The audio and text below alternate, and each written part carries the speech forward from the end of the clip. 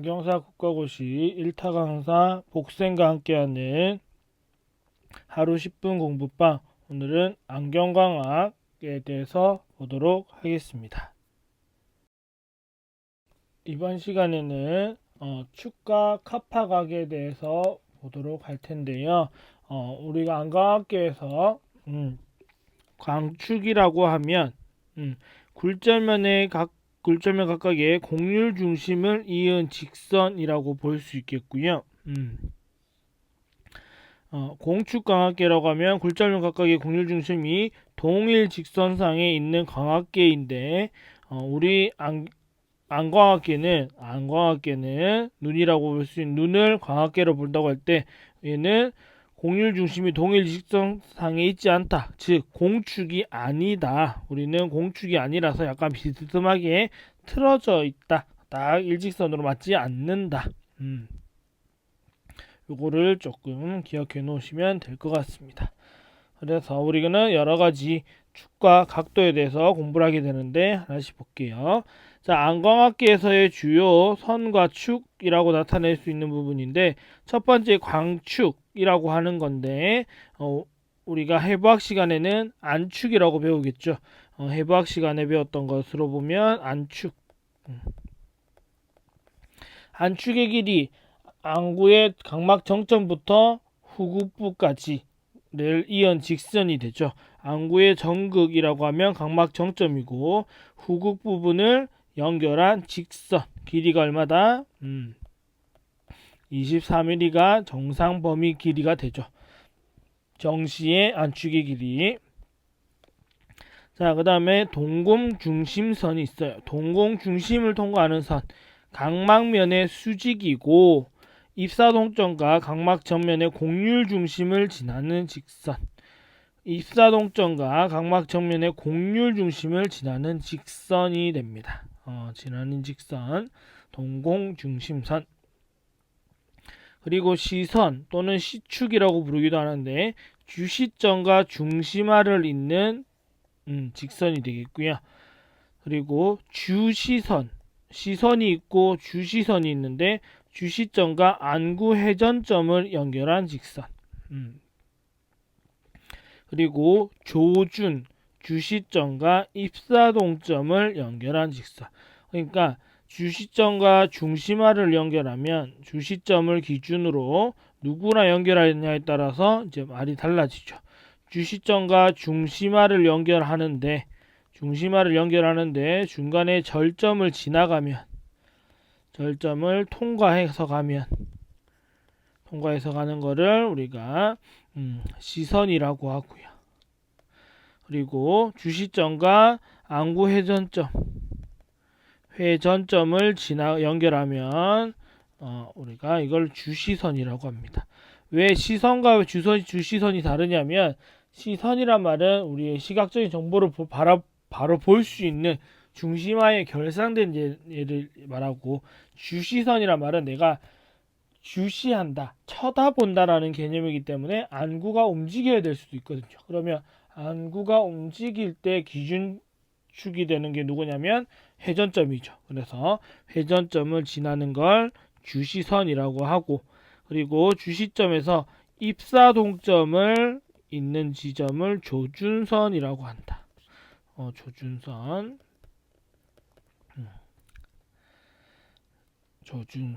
그러면 이제 그냥 일반적으로 각막면의 수직이고 입사동점과 각막 전면의 곡률 중심을 지나는 직선은 동공중심선.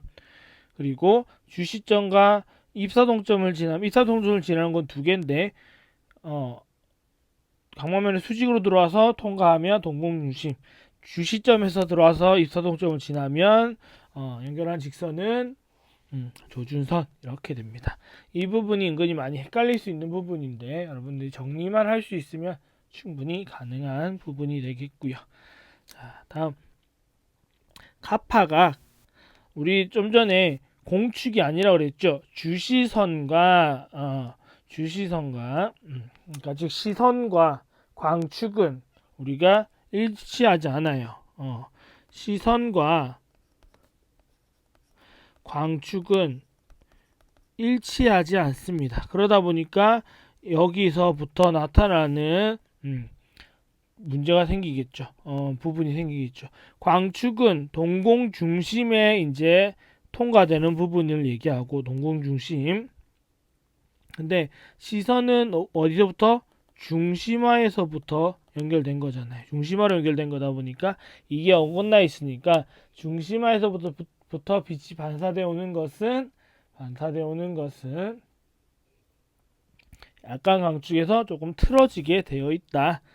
자, 그래서 이 각도를, 틀어진 각도를 카파각이라고 합니다. 카파각. 각막 전면의 반사상인 제일-프루키네 상을 이용한 안위의 측정인데, 각막 반사상의 표준 위치. 각막에서 반사돼서 나오는, 그러니까 각막 반사점이 위치가 어디냐라고 하면, 동공중심선에서 약간 코방향에 있습니다. 코방향에 위치하고 있다. 그래서 우안으로 시계 문자파 중심을 볼 때 동공 중심선의 위치는 기방향 약간 아래가 돼서 4시 방향이 되겠고, 좌안으로 볼 때는 8시 방향이 된다. 이렇게 우리가 기억하고 있으면 될 듯합니다. 시간으로 아마 시험에 나올 가능성이 좀 크고요. 그 다음에 카파각은 양성 카파가, 음성 카파가 이렇게 나타낼 수도 있죠. 그래서 보면 카파각을 우리가 부호론할 때 카파각이 즉 각막 반사점이 코방향으로 쏠려져 있으면 플러스 카파각, 기방향으로 쏠려져 있으면 마이너스 음성 카파각이라고 우리가 이야기할 수도 있습니다. 이야기할 수 있어요. 그래서 그림 보시면 중심 아래 기준으로 오는 시축이 있고 안축이 있죠. 안축과 시축, 이거 두 개가 이루는 각도가 카파각이라고 보시면 되겠습니다. 자, 단위는 프리즘 디옵터와 각도, 거리로 나타낼 수 있는데 거리로 나타내면 4분의 1mm 또는 평균값은 5분의 2mm 정도 되고, 평균값 각도로는 약 5도 정도 틀어져 있는 게 일반적인 위치다. 자, 그래서 코방향으로 클 때 양성 카파각이라고 하고, 기방향으로 클 때 음성 카파각이라고 하는데 그러면 코방향에 많이 쏠려 있게 되면 어떤 하시라고 할 수 있냐면 외편이라고 볼 수 있고요. 얘는 내편이를 알아차릴 수 있게 되는 요소가 되기도 합니다. 내편이와 외편이를 알 수 있는 부분이 될 수도 있다. 예측해 볼 수 있다는 거죠. 예측 가능. 자, 카파각의 종류에는 카파각, 람다각, 그리고 알파각과 감마각, 이렇게 네 가지로 나뉘어서 볼 수 있습니다. 네 가지로 나뉘어서 볼 수 있다. 자, 아까 동공중심이 있고요. 그리고 동공중심선을 연장하면 광축이 되겠죠. 그래서 동공중심선이 있고, 절점, 회전점, 입사동, 이 녀석이 입사동 이렇게 있고, 여기 황반, 여기가 중심화겠죠. 중심화 부분이 있겠죠. 자, 그래서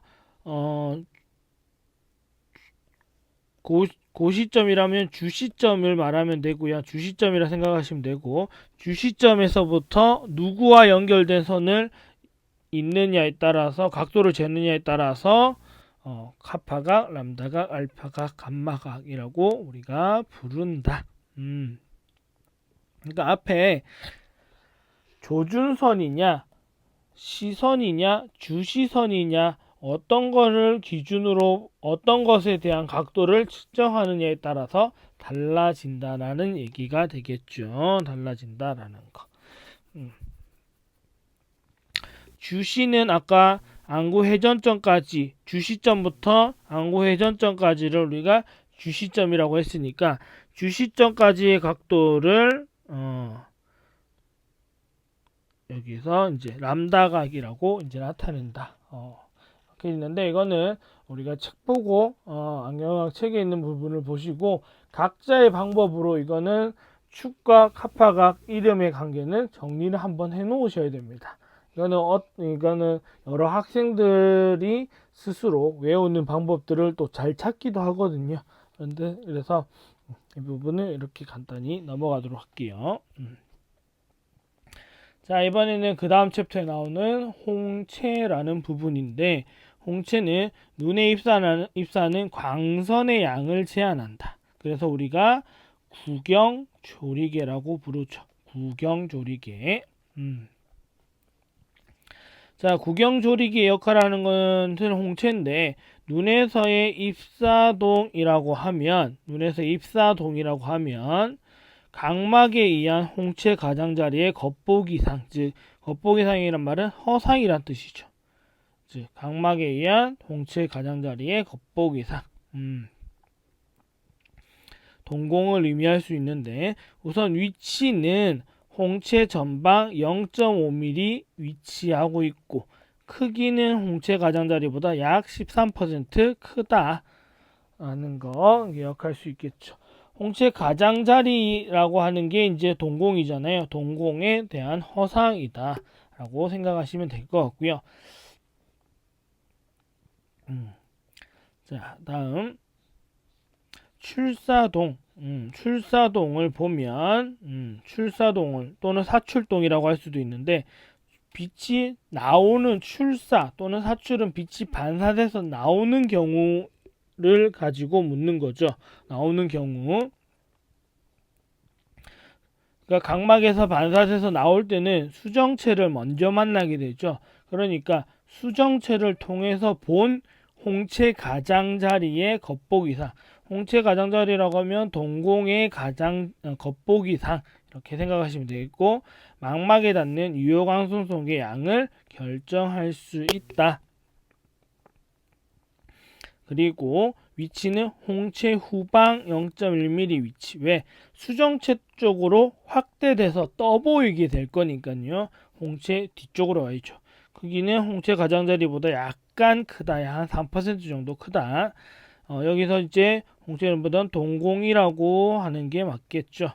자, 그래서 지금 정리를 해보면 크기를 비교하라 그러면 입사동이 가장 크고요. 그 다음에 출사동, 그 다음에 동공 이렇게가 되겠고 위치를 물어본다고 하면 각막이 있고요. 그 다음에 각막을 이용해서 본 동공의 겉보기상이니까 입사동이 먼저 나와야 되겠고 그 다음에 동공이 있겠죠. 동공이 있고 그 다음에 이제 수정체를 통해서 본 동공의 허상이 있을 거니까 이 녀석이 뭐냐면 출사동이 되죠. 자, 그러니까 위치의 순서도와 크기의 순서도가 조금 다릅니다. 그러니까 이거는 여러분들이 헷갈리지 않으셔야 되는데 그러면 입사동이랑 출사동 크기가 왜 다르냐라고 하면 입사동은 각막에 의한 거고요. 이 녀석은 수정체에 의한 겁니다. 자, 둘 다 플러스 렌즈긴 한데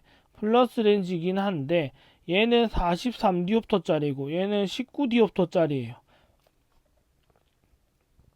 누가 더 확대를 크게 시키겠습니까? 각막이 훨씬 상을 크게 만들겠죠.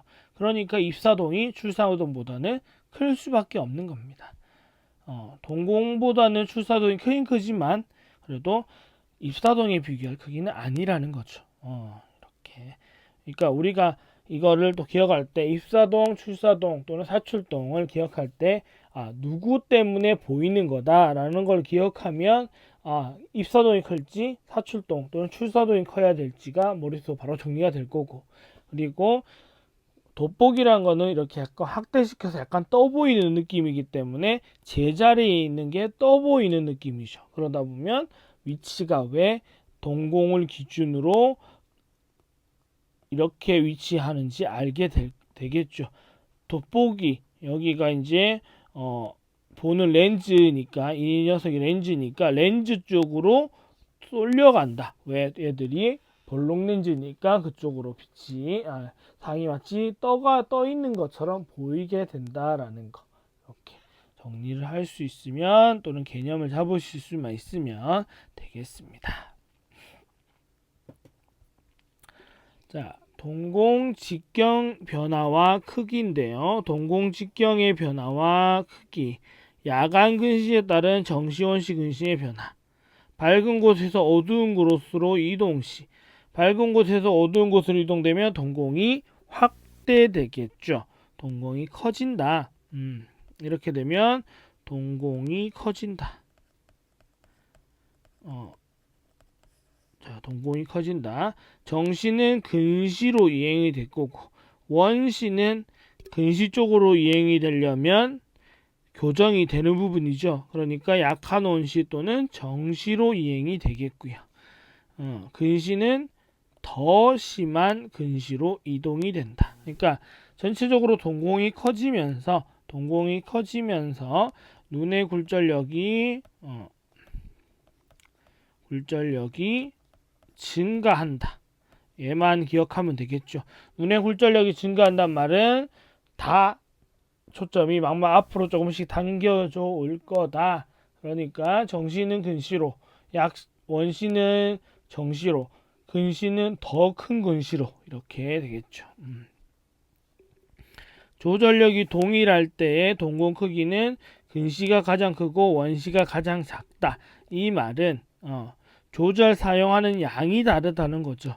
조절력 자체는 동일할지 몰라도 얘를 사용하는 비중은 원시가 압도적으로 많이 사용하다 보니까 원시가 조절하면 축동도 함께 하죠. 그러니까 동공 크기가 작을 수밖에 없다라는 거.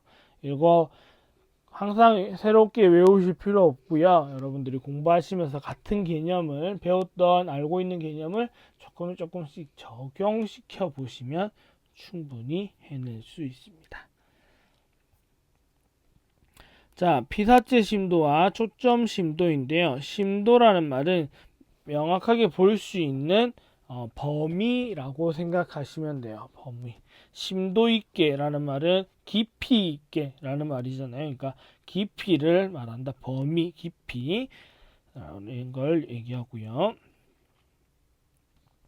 우리가 말하는 일반적으로 해상력이라는 것은 이상적인 점상으로 맺힌 것과 같은 선명도로 보이는 것. 창란원상이 맺혀도 원의 형태로 맺혀도 마치 점으로 맺힌 것과 같이 선명해 보이는 정도를 우리가 해상력이라고 한다. 그러니까 이런 점으로 맺혀야 되는데 점이 아닌 약간 큰 동그라미 원의 형태로 만들어져도 결상이 되어도 볼 수 있는 한계치 사이즈, 여기를 우리가 해상력이라고 하는 겁니다. 해상력. 자, 그 다음에 피사체 심도, 초점 심도는 피사체라고 하면 물체를 말하고요. 물체에 대한 개념. 초점이라고 하면 상에 대한 개념이니까 물체라면 눈앞에 있을 거고 상이면 망막에 있겠죠. 망막 쪽에 대응되는 부분. 자, 허용 최대 창난원 직경보다 작은 창난원을 만드는 물정거리의 허용값 범위를 우리가 피사체 심도라고 한다. 그러니까 헷갈리면 그냥 물체가 선명하게 볼 수 있는 물체의 앞뒤 오차거리라고 생각하시면 돼요. 앞뒤 오차거리. 초점 심도는 피사체 심도 범위 내의 물체점에 대해서 대응하는 상공간의 범위를 말하고요. 즉 망막의 위치를 앞뒤로 이동시켜 상의 선명도가 변하지 않을 창난원 직경 최대값 이내의 이동거리. 쉽게 말하면 우리가 여기 서서 5m 거리에 있는 1, 2, 3이라는 시력표를 본다. 시력표를 읽을 거다. 라고 할 때 여기가 딱 5m여야 되는 거잖아요. 근데 뭐 본의 아니게 얘가 거리가 뭐 4m 뭐 95cm가 되었다. 그런데도 동일한 시력에 동일한 선면도를 가진다라고 하면 이 5cm에 대한 것은 피사체 심도의 범위가 되는 겁니다. 그러니까 똑같이 일정한 범위로 교정할 수 있는 물체의 허용값 범위, 망막상의 허용값 범위를 초점 심도, 피사체 심도라고 합니다. 그럼 피사체 심도를 결정하는 요소들은 무엇이 있느냐? 자, 우선 이 공식을 우리는 머릿속에 기억을 해야 되겠죠. 머릿속에 이 공식을 기억해야 되는데, 여기 K라고 하는 것은 그냥 우리가 항상 위아래로 동일한 값이 들어가 있으니까 우선 놔두고, 여기 P라고 하는 게 이제 동공직경이고요. 동공직경이고, 여기 P0라고 하는 게 허용 최대 창난원의 직경.